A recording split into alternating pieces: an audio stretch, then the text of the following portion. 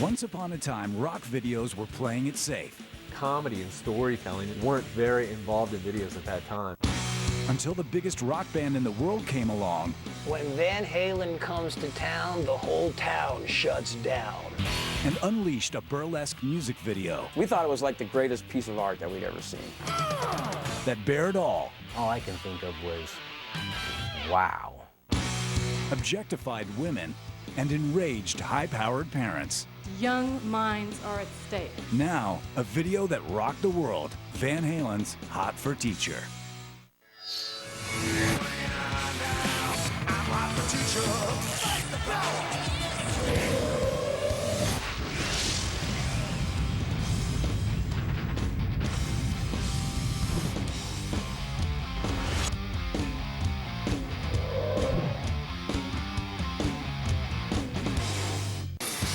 There was a certain sense of innocence meets evil in the 80s. A lot of drugs, a lot of insanity, but there was a certain purity to America. I mean, you know, you got Reagan, everything is great and hunky-dory, and America's the best and all that sort of stuff, and really, in essence, at the time it was. Everything was bigger and better and louder. In the 1980s, we have a conservative political climate, and then you have the second wave feminism coming into its own. It was a big time for women to achieve dreams. But rock music was hardly part of the new feminist movement, and Van Halen was definitely a boys' club. They were monstrously big at this point. They had huge hits with Jump and Panama. So they were riding on top of the world. They were saying back then, and it was totally true, when Van Halen comes to town, the whole town shuts down. In 1984, our 1984 album came out, and it was the biggest album by far that we had ever had. And, you have Jump, which was our first #1, so the band was really kind of riding a high. It was kind of like we were really peaking at that point. The album was huge, but Van Halen's videos were mostly stripped-down performance clips. Jump was, you know, just the band screwing around basically in a room with no audience and Dave being Dave. After the Panama and the Jump videos, we just decided to do something that was just kind of crazy. And that's just what they did. I really took a look at this band and said, God, it's a bunch of characters. David is the clown prince of rock and roll, and we ought to do something humorous. I wanted to do kind of a comedy intro prior to the actual music. So we had the idea of, let's create a character like Waldo, who will be the outsider. Sit down, Waldo. The inspiration for Waldo as a character is that kid who's awkward and doesn't feel good in a social situation. The first day of school has got to be hell. Oh my God. Pete Angelus came to me and they said you had an idea as far as this funny intro for the thing, like this kid Waldo and his mother getting him ready for school. And I thought it was something like right out of a Saturday Night Live skit. Phil Hartman actually did the voice of Waldo in the beginning of the video, which I thought was very cool. Oh, Mom, you know I'm not like other guys. Wow, this could really be a fun, cool entrance to the video. And Waldo's bizarre first day at school would be loaded with fantasy sequences and a cast of familiar-looking adolescent rockers.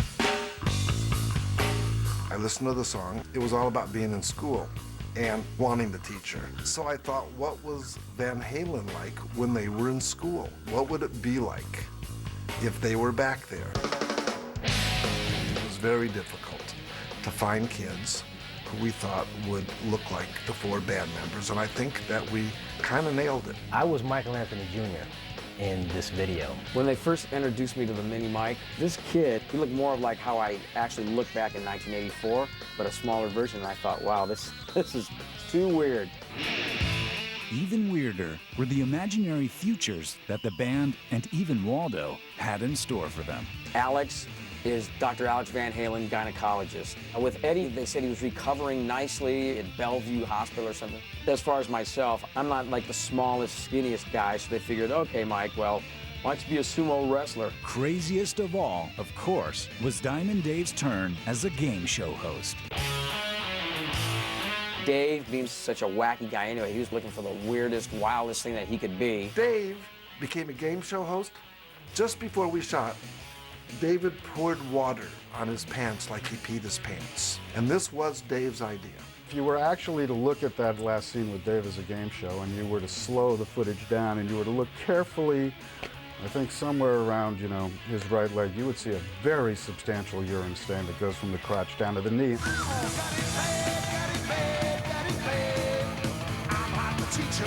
In another of the video's oddly charming moments, Dave and the group did a semi-serious turn as the world's worst cabaret dancers. I like to mock choreographed dancing for some reason. It just didn't seem right that Van Halen should be doing choreographed dancing, which is why it seemed so right. When we first learned that we were going to do the dance routine, I said to myself, oh my God, here we go.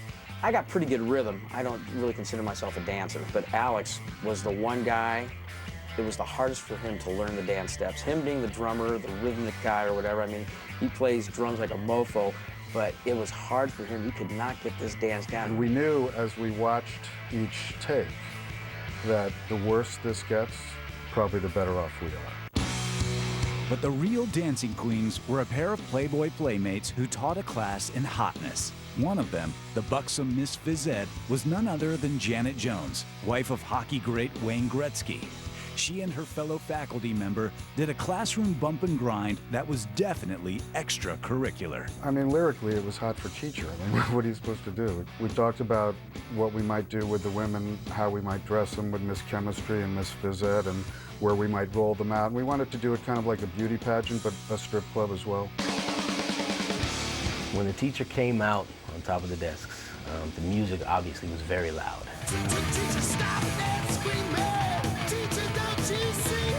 The lights are going, the teacher comes out, she's wearing a little bikini, and all I can think of was, wow.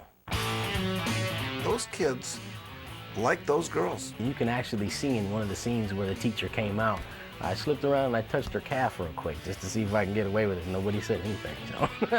The direction to the kids when the teachers came out, it was to just let it go.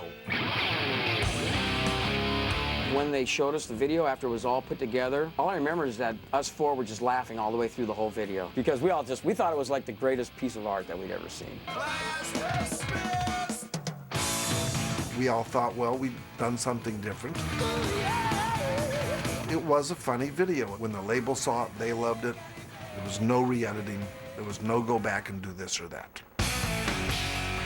At last, Van Halen was ready to debut their burlesque fantasy. And with chaos in the classroom, a pack of horny teenage boys, and teachers turning into strippers, what could possibly go wrong? In September 1984, Van Halen's Hot for Teacher was set to debut. And with all its hot skin and sarcasm, the video was sure to raise some eyebrows. Hot for Teacher was a dangerous, dangerous thing for Van Halen to do. I can remember first playing it and just everybody being glued to the screen and just going, wow. When the video hit TV, it was very talked about, and because I was in the Van Halen Hot for Teacher video, I was probably the most popular kid in school. Our fans thought, yep, that's something Van Halen would do. You know, they'd go take over a school and rustle up these chicks and shoot a video like that. Hot for Teacher, that was like every schoolboy's dream when the teacher rips off the dress and she looks like some chick from some titty bar on the Sunset Strip. As a 14-year-old kid, you're like, oh God, please let that happen to me. All of a sudden, you know, heavy metal didn't have to be heavy. It could have a sense of humor. Teenage boys thought their prayers had been answered. But their mothers and sisters saw the video as a curse, not a blessing. 1984 was huge for women because you had Geraldine Ferraro, who was the first female vice presidential candidate. And then we had Dr. Catherine Sullivan, a woman in outer space. Hot for Teacher doesn't do much for the image of women as like, you know, strong or smart or anything like that. It's pretty much about the hotness of the female creature. Hot for Teacher is one of the most powerful and one of the most memorable videos to exploit women. When You had a video of Hot for Teacher coming out with some beautiful woman in a skimpy swimsuit dancing up on the desks like a stripper. You just didn't want to believe that you could take women back that far. It made people very angry because the classrooms, in effect, became a strip club. I remember hearing that teachers protested the women in the video because, you know, it was sexually provocative, it was inappropriate. To make matters worse, soon after the Hot for Teacher video premiered, Oh man, I think the clock is slow. Tipper Gore launched the PMRC, the Parents Music Resource Center, an organization calling for record companies to label adult-themed albums. Young minds are at stake. Tipper Gore and other Washington wives went to Congress and they insisted that if there was going to be drugs and violence and the occult and sex, the parents ought to be warned about it. When the PMRC looked at Hot for Teacher, they saw a big gyrating bullseye. As the story goes, you had Tipper Gore's kids at home, flipping through the channels, stumbling across this video. You know, before they know it, they're asking Mom, hey, why is this teacher taking off her clothes in this video? Tipper Gore had protested Hot for Teacher, and it was in the media that they were opposed to the sexual nature of it. Hot for Teacher becomes, of course, the perfect example. I mean, if ever Tipper Gore and company needed ammunition to say, you know, here it is, here's what we're talking about, Hot for Teacher did it all for you. I think of all the education that I missed, but then my homework was never quite like this. We didn't see it as being sexually provocative. We didn't see it as being problematic. We certainly didn't set out to make a sexually provocative video. But Van Halen did set out to sell records, and all the buzz created by Tipper Gore's PMRC was the world's greatest marketing campaign. God bless you, Tipper.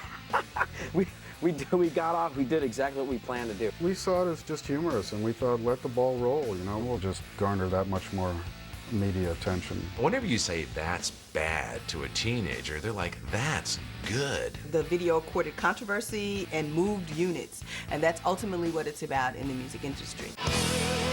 The video for Hot for Teacher helped to make Van Halen rock's biggest band, but its real impact would be paving the way for the video vixen.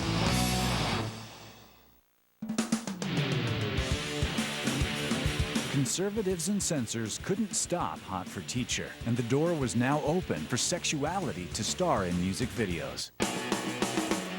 Hot for Teacher really ratcheted up into a realm of sort of unreality and extreme objectification that was extremely rare or almost non-existent before that video. Van Halen debuted the video Hottie, and others followed that interesting formula because it worked. After we did Hot for Teacher, all of a sudden the Hottie comes in, you get Tawny Katane dancing on the, you know, spreading out on Whitesnake, you know, in all the videos and whatever. Really the one that blew my mind was Motley Crue, Girls, Girls, Girls, when they were humping that pole. I mean, Tipper Gore must have been shitting a blue brick, you know? Like it or not, the Sex Kitten had become a music video staple. In the rock genre, it certainly was a formula that was already operating. In the context of popular culture today and hip-hop being the new youth culture, the term video hoe has been, you know, bandied about. It's a body going boing, boing, boing, boing, boing, which is what you get in a lot of videos now. It's just, oh, let's hire, you know, 10 generic bodies and put them in bikinis. Not only did Van Halen introduce the rock hottie, but the comedic tone of Hot for Teacher would influence music videos for years to come.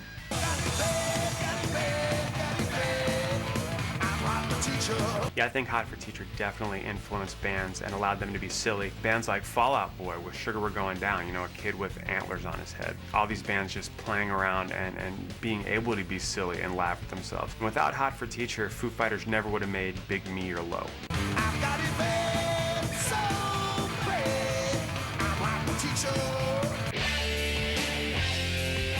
Van Halen's Hot for Teacher is one of those videos that we're always going to be talking about because you can trace so many things back to it. You can trace back the hot girl in the video, still a standard, and really you can trace back comedy and storytelling and things that weren't very involved in videos at that time. The images that were in that video, they'll always be on our memory. God bless you, Van Halen, for that.